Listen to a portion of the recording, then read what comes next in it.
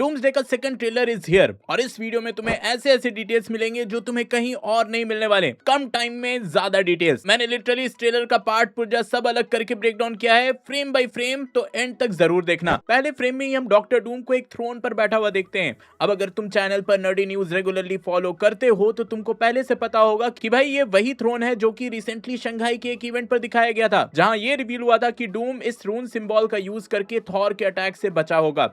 यही सिंबल उसके थ्रोन पर भी है एंड इवन ग्लव्स पर भी। लेकिन ध्यान दो तो ऐसा ही एक रून उसके सामने फ्लोर पर भी बन रहा है। अब ये मैजिकल रून पहली बार हमने वांडा विजन के सीरीज में वांडा को यूज करते हुए देखा था। हालांकि वांडा के साथ ही और भी कई मैजिशियंस एमसीयू में एग्जिस्ट करते हैं, बट मेरा गेस है कि इस सीन में यहाँ ड्यून की ग्रीन कलर की एनर्जी जो यूज कर रहा है ये लोकी के पावर्स हो सकते हैं। देखो मूवी में मोस्टली हमें डॉक्टर डूम कई सारे पावरफुल कैरेक्टर्स के पावर्स को एब्सॉर्ब करते हुए दिखेगा। वो पावर्स वांडा के भी हो सकते हैं, डॉक्टर स्ट्रेंज के भी एंड इवन लोकी के भी। वैसे कई लोगों को याद नहीं तो याद दिला दूं कि भाई लोकी भी एक मैजिशियन है जिसको मैजिक उसकी मां फ्रीगा ने सिखाया था, जो कि खुद एक विच थी। तो हाँ, मूवी में इन मैजिकल रून्स का बहुत ही ज्यादा इंपॉर्टेंस है। वैसे ऐसी ही रून्स के सिंबल यहाँ मशाल पर भी बने हैं और पीछे जो थ्रोन के ग्लास विंडो दिख रहा है वही ग्लास विंडो डूम्सडे का जो काउंटडाउन लाइव चल रहा है उसमें दिखाया गया है। लेकिन इंटरेस्टिंग ये है कि भाई ग्लास के पीछे क्या है। अगर मेरा गेस सही हुआ तो यहाँ लोकी का बनाया मल्टीवर्स ट्री होगा जिसके ग्रीन लाइट्स अंदर आ रहे हैं। जी हाँ, डॉक्टर डूम का थ्रोन रूम मल्टीवर्स ट्री के जस्ट नीचे होगा।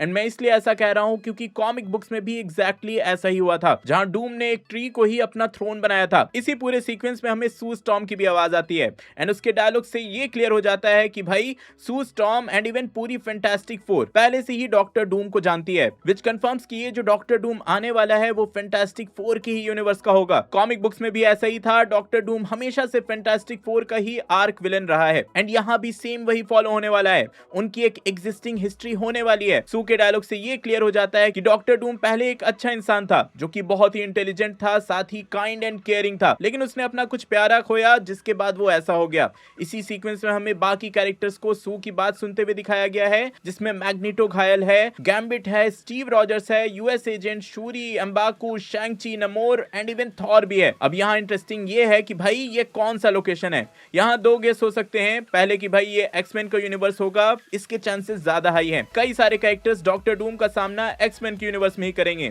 और दूसरा हो सकता है कि भाई ये स्टीव रॉजर्स का घर हो, वही जगह जहां पास्ट में ट्रैवल करके उसने अपने हैप्पीनेस के लिए एक नई लाइफ की स्टार्ट की। वैसे जब सू बोलती है कि डूम ने अपना सबसे प्यारा कुछ खोया, तब डूम का एक शॉट दिखाया जाता है जहां वो एक पेंटिंग देख रहा होता है। ये पेंटिंग का ऑफिशियल पोस्टर भी रिलीज किया गया था एंड चांसेस बहुत ज्यादा हाई है कि ये पेंटिंग उसकी वाइफ और बेटे की होगी। वैसे कॉमिक बुक से इंस्पिरेशन लेकर ये उसकी और उसके माँ की भी पेंटिंग हो सकती है, लेकिन रिसेंटली आरडीजे ने ये पोस्ट किया था। एंड डूम्सडे का पूरा थीम भी अगर नोटिस करो तो बाप बेटे वाला है, बाप बेटी वाला है, तो वो एंगल यहाँ ज्यादा सूट करेगा। पॉइंट ये है कि डूम ने अपने वाइफ और बेटे को मल्टीवर्स में हुए किसी इवेंट के चलते खोया होगा, मोस्टली स्टीव रॉजर्स के चलते, एंड वो अब इसी मल्टीवर्स को फिक्स करने की कोशिश करेगा। और ये मल्टीवर्स के इवेंट तभी फिक्स होंगे जब लोकी का फ्री विल खत्म होकर फिर से एक सैक्रेड टाइमलाइन सेटअप होगा। तो हाँ, डूम का अल्टीमेट टारगेट मूवी में मोस्टली सैक्रेड टाइमलाइन वापस लाना हो सकता है। इसके चलते जितने भी अल्टरनेट यूनिवर्स बने हैं उनका डिस्ट्रक्शन होना जरूरी हो जाएगा। वैसे इस पेंटिंग में और डेप्थ में घुसे और डिटेल में आए तो यहाँ डूम की वाइफ एंड बेटे उसके प्लैनेट के ऊपर हेवन में है विद 4 एंजल्स। अब्राहमिक रिलीजन में 4 इंपॉर्टेंट एंजल्स होते हैं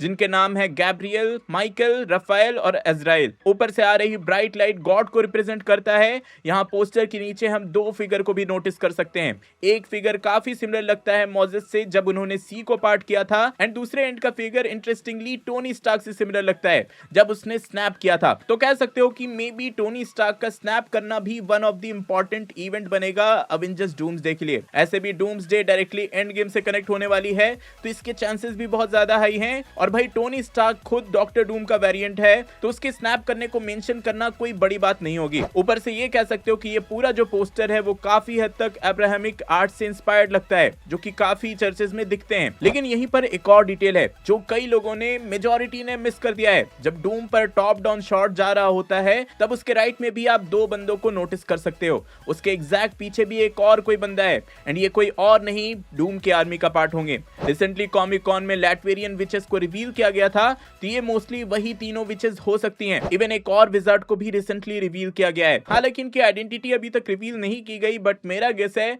कि इनमें से एक वांडा होगी, एक लोकी की वेरिएंट सिल्वी, एक क्लिया एंड साथ ही ये वाला डॉक्टर स्ट्रेंज ही हो सकता है। नहीं तो भाई इसकी हेलमेट में तीसरी आंख देती ही क्यों। वैसे कॉमिक बुक में भी डॉक्टर डूम का राइट हैंड डॉक्टर स्ट्रेंज रह चुका है। देन हमें ये एक डिस्ट्रॉयड सिटी दिखती है और ध्यान दोगे तो भाई ये सिटी कोई और नहीं बल्कि न्यूयॉर्क सिटी है। बीच में आप यहाँ एक फ्लैट एरिया देख सकते हो जिसके आसपास बिल्डिंग है। न्यूयॉर्क का सेंट्रल पार्क एरिया एग्जैक्टली ऐसा ही दिखता है, पर हाँ ये किस यूनिवर्स का न्यूयॉर्क है ये गेस कर पाना मुश्किल है। टोबी मैगवायर के स्पाइडरमैन का भी न्यूयॉर्क हो सकता है या फिर ज्यादा चांसेस है कि एक्समैन के यूनिवर्स का भी ये न्यूयॉर्क हो सकता है। यहीं Reed Richards Victor von Doom के आंखों में देखकर बोलता है कि क्या ये सब तुमने किया, अगेन कंफर्मिंग कि रीड एंड डूम एक दूसरे को पहले से जानते हैं। एंड यहाँ पहली बार डूम का एविल रूप रीड रिचर्ड्स ने देखा है और यहीं पर एक बहुत इंपॉर्टेंट डायलॉग डॉक्टर डूम बोलता है। वो बोलता है कि तुम सबने चुराई हुई जिंदगियां जी हैं और अब उसे वापस करने का टाइम आ गया है। इसी डायलॉग के साथ हमें कई कैरेक्टर्स दिखाए जाते हैं एंड नोटिस करो तो इन सब ने सच में कुछ ऐसा किया है जिससे उनको सेकंड चांस मिला है। यहाँ एंटमैन ने क्वांटम रेल में सरवाइव करके सबको टाइम ट्रैवल करने का आइडिया दिया था जिसके चलते वो सब बचे थे। यहाँ जॉनी स्टॉर्म रीड रिचर्ड्स के बेटे फ्रैंकलिन रिचर्ड्स के साथ है जिसने गैलेक्टस को सरवाइव किया था। सारे म्यूटेंट्स वुल्वरीन के टाइम ट्रैवल करने की वजह से एक अल्टरनेट टाइमलाइन में जिंदा बच पाए थे। स्टीव रॉजर्स ने पास्ट में टाइम ट्रैवल करके एक अल्टरनेट यूनिवर्स का क्रिएशन किया जहां उसने एक न्यू लाइफ स्टार्ट की। थॉर की बेटी लव को थॉर ने इटर्निटी से जिंदा करवाया। लोकी भागकर टीवीए पहुंचा और गॉड ऑफ स्टोरीज बनकर मल्टीवर्स में फ्री विल देकर सबसे बड़ा चेंज किया। तो हाँ नो डाउट इन सब की लाइफ चुराई हुई जिंदगियां ही हैं एंड मोस्टली इनकर्जन का रीजन भी, और इसलिए डूम इन सब को खत्म करके मल्टीवर्स को वापस से स्टेबल करना चाहता है। बेसिकली सारे अल्टरनेट टाइमलाइंस को मिटाकर एक स्टेबल टाइमलाइन बनाना चाहता है। देन उन शॉट्स पर अगर फिर से ध्यान दो तो उनमें से कई सारे कैरेक्टर्स आसमान की तरफ देख रहे होते हैं जैसे कि professor x, magneto, Suri, ghost, new falcon and मेरा गेस है कि ये सब उनकी यूनिवर्स का इनकर्जन विटनेस कर रहे होंगे जहां दूसरे यूनिवर्स का अर्थ उनके अर्थ के काफी पास आ चुका है।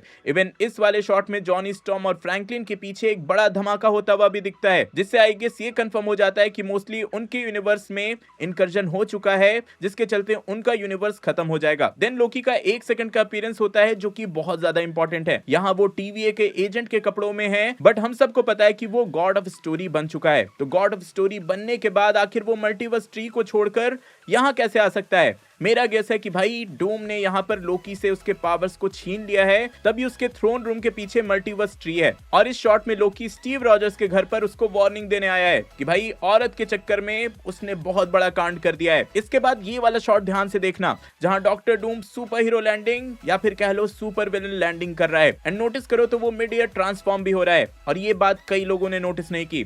D23 एक्सपो में डूम का एक नया सूट भी रिवील किया गया था कंफर्मिंग कि डॉक्टर डूम 2 अलग अलग सूट पहनेगा। अब कई लोग सोचेंगे कि भाई 2 डिफरेंट डॉक्टर डूम होंगे, लेकिन ऐसा बिल्कुल भी नहीं है।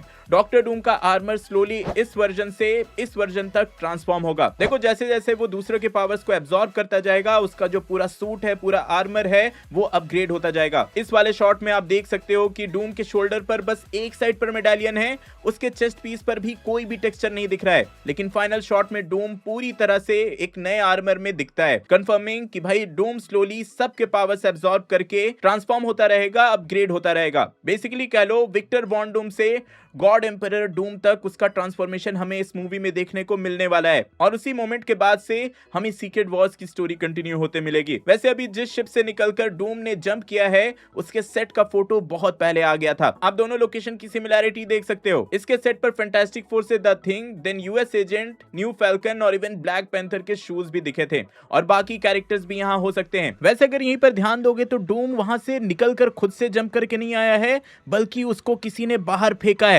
लिटरली वो उल्टा फ्लोट होकर आ रहा होता है ट्रांसफॉर्म होने से पहले। मोस्टली ऐसा स्टीव रॉजर्स ने अपने म्योनिर के हेल्प से किया होगा, क्योंकि आप उसी के साथ एक फ्लाइंग ऑब्जेक्ट भी देख सकते हो जिसको वीएफएक्स से हटाया गया है, या फिर इवन फैंटास्टिक फोर का द थिंग भी ऐसा कर सकता है क्योंकि वो भी इसी शिप में था। आगे हमें वही डॉक्टर स्ट्रेंज वर्सेस थॉर का एक्सटेंडेड सीन देखने को मिलता है, जहां 2 उंगलियों से थॉर को रोकने के बाद डूम जो है थॉर को अपने ग्रीन मैजिकल एनर्जी से दूर फेंक देता है। इसी शॉट के आसपास आप सेंटिनल्स की बॉडी भी गिरे हुए देख सकते हो और देन डूम अपने हाथों से ग्रीन एनर्जी पूरे ग्राउंड में ट्रांसफर करता है और सारे सेंटिनल्स उठ खड़े हो जाते हैं। पहले सेंटिनल की बात करें तो जिनको नहीं पता उनको बता दूं कि सेंटिनल्स को म्यूटेंट्स को खत्म करने के लिए, डिस्ट्रॉय करने के लिए बनाया गया था। सेंटिनल्स म्यूटेंट्स को डिटेक्ट करके उन पर अटैक करते हैं। कॉमिक्स में भी ऐसा ही था, एक्समैन के मूवी में भी ऐसा ही हो चुका था। तो हाँ, Doom controlling sentinels is a big thing. लेकिन इंटरेस्टिंग है यहाँ डूम के शोल्डर पर सिंबल। ध्यान दो तो उसके एक शोल्डर पर हमें हैमर यानी म्योनिर जैसा कुछ बना हुआ दिखता है एंड दूसरे शोल्डर पर कैप्टन मार्वल के लोगो के जैसा। Two of the strongest powers in MCU. तो मे बी डूम म्योनिर और कैप्टन मार्वल के पावर को एब्सॉर्ब कर लेगा और शायद इसी सिंबल के चलते डूम ने थॉर के स्टॉर्म ब्रेकर को भी रोका होगा। एंडिंग में डूम एक डायलॉग भी बोलता है कि आई एम डूम। जिनको याद है वो जानते होंगे कि आयरन मैन के फर्स्ट मूवी में टोनी स्टार्क ने भी आई एम आयरन मैन बोला था। तो सिंस दोनों ही कैरेक्टर एक दूसरे के वेरिएंट हैं एंड दोनों ही कैरेक्टर्स को आरडीजे ने प्ले किया है, तो क्लियरली ये एक बहुत ही बढ़िया कॉल बैक है एमसीयू की फर्स्ट फिल्म को लेकर। I am Iron Man. I am Doom.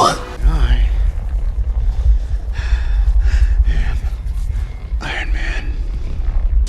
तो हाँ यार, ये था अवेंजर्स डूम्सडे का ट्रेलर ब्रेकडाउन। आई होप मुझसे कोई डिटेल मिस नहीं हुई होगी। इफ हुई है तो भाई कमेंट में जरूर बताना और अच्छा लगा तो वीडियो लाइक एंड शेयर जरूर करना। D23 एक्सपो में और क्या क्या रिवील किया गया वो जानने के लिए ऊपर वाली वीडियो देखें एंड डॉक्टर डूम किस किस टाइमलाइन के पीछे पड़ा है ये जानने के लिए नीचे वाली।